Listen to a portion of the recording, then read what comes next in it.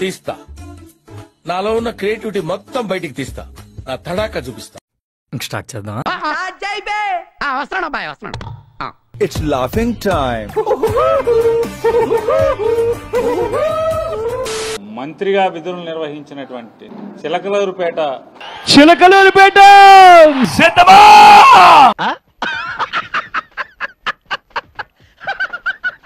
మాజీ శాసనసభ్యులారు అలాగే మాజీ మంత్రి గారు విడుదల రజనీ గారు అందరం కూడా మన కళ్ళతో మనం చూసాం. ఏమో సార్ నాకు కనబడదు. ఇదేమి విడుదల రజనీ గారో లేదా పేరుని నానినో లేకపోతే అప్పిరెడ్డి గారో అల్లిన కథ కాదు ఇది. ఎవడు అడిగాడ్రా నిన్ను? ఎవడు అడిగాడ్రా? కళ్ళకి కట్టినట్టుగా అందరం కూడా ఆ వీడియోలు చూసాం. నీకేమన్నా కావాలా?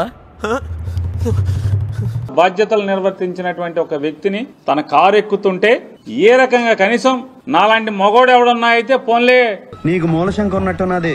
ఒక్క మూల కాదు, అన్ని మూలలో. ఆడ మతం చూపించుకుంటాకి మమ్మల్ని తోసేళ్లే అనుకుని సరిపెట్టుకోవచ్చు. చూసారా సార్ వీడు డబుల్ యాక్షన్, పరమ దుర్మార్గుడు సార్ వీడు. కానీ సభ్యత సంస్కారం మర్చిపోయి అలాంటివి మీరు మాట్లాడితే కామెడీగా ఉంటదన్నా. మహిళ పట్ల ఏ రకంగా దురుసుగా ప్రవర్తించాడో చూస్తే చూడు.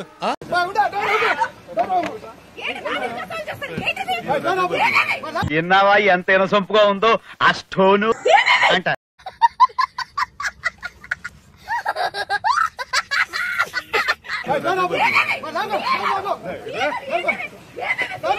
ఏంటంటాను ఈ పబ్లిక్ న్యూస్ ఏంటి?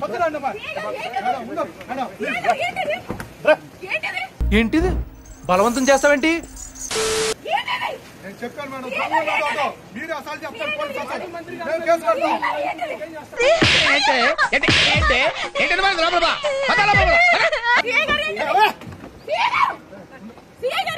ఫస్ట్ స్టాండ్ ఆపండ్రా బాబు, జురాసిక్ పార్క్ లో డైనోసార్ లాగా వదులుతుండు. ఆగవా నువ్వు? ఏంటిది చిన్నపిల్లలాగా?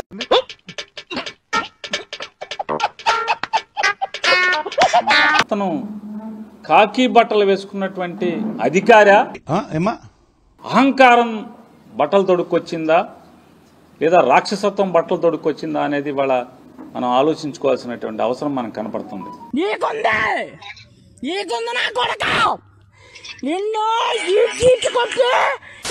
ఆశీర్వదించండి మావయ్య.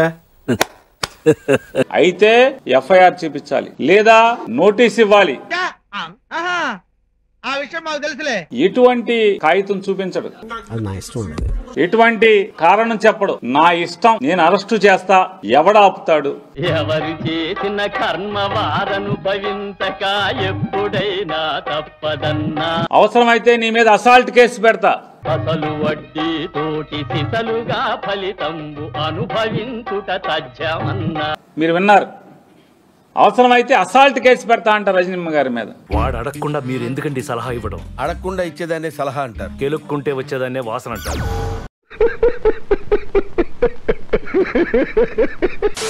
ఆవిడ కారులో ఆవిడ కూర్చుని ఉంటే ఆ డోర్ లాగి ఆవిడ్ని బయటికి లాగుతాడు. ఎంత ఘోరం జరిగిపోయిందిరా.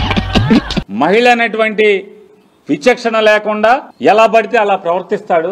బాధపడకండి, అర్థమైన చూసుకోవడానికి 7 గొడవలు ఉన్నాడు కదా. మీదకు వస్తాడు. ఏ మన ఇంట్లో ఆడవాళ్ళు లేరా? అంతకు మించి ఒక్క మాట ఎక్కువ మాట్లాడితే నీ నాలుక చీరేస్తాను. ఇంట్లో తాడి కట్టినవాళ్ళు లేదా? జన్మనిచ్చినవాళ్ళు లేదా? తోడబుట్టినవాళ్ళు లేరా? ఏం మాట్లాడుతున్నావురా మాదార్చోద్? ఎలా పశువులాగా ప్రవర్తిస్తాం? చట్టం నీ ఇష్టం, ముద్దాయిలను అరెస్ట్ చేసుకుంటావు. ఒక శ్రీకాంత్ రెడ్డిని కాబట్టి మా పార్టీలో ఉన్న లక్షల మందిని వేసుకుంటారు, మేము రెడీగా ఉన్నామని చెప్తున్నాం కదా. అరుస్తున్నాడు భయ్యుడు, ఎదురు మాట్లాడుతున్నారు. నీకు బాగా మదం ఎక్కిందిరా గోవర్ధన. ఏ మాట చెప్పారో ఆ మాటని నెరవేర్చలేరు, ప్రజలకు మంచి చేయలేరు, ఊళ్ళు బాగు చేయలేరు. చూస్తున్నా, అన్ని అబ్జర్వ్ చేస్తున్నా. ఏం చేస్తారా అంటే వైఎస్ఆర్ కాంగ్రెస్ పార్టీ వాళ్ళని అరెస్ట్ చేస్తారు, చేసుకోండి, మేము రెడీ అంటున్నాగా.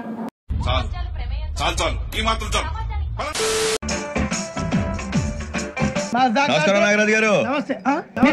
తెలుసా? భలే వార్ సార్. నిప్పు నాగరాజ్ అంటే గోదావరి ఎక్స్ప్రెస్ గడగలు దాడిపోతుంది చెట్ట పేరుంది, మంచి పేరుంది.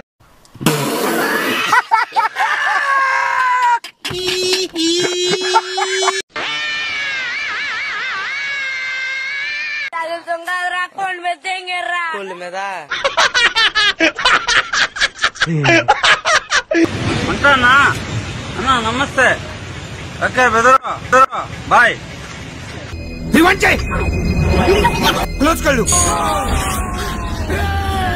ఇదయ్యా మీ అసలు రూపం.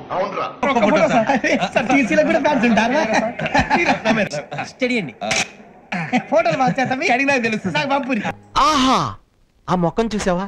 ఇప్పుడే సర్కస్ నుంచి పారిపోయి వచ్చిన చింపాంజీలాగా ఉంది. కంచరగాడిది లాంటి ముక్కు, గుడ్ల గోప లాంటి కళ్ళు. ఇప్పుడు నీకు తృప్తిగా ఉందా?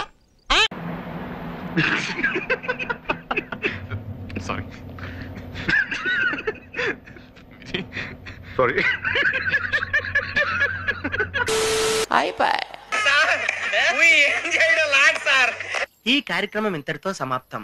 రేపు ఇదే అలవాసులపై మళ్ళీ కలుసుకుందాం. అంతవరకు సెలవా మరి. నా ఛానల్ పేరు గుర్తుందిగా, ప్లీజ్ లైక్ షేర్ సబ్స్క్రైబ్.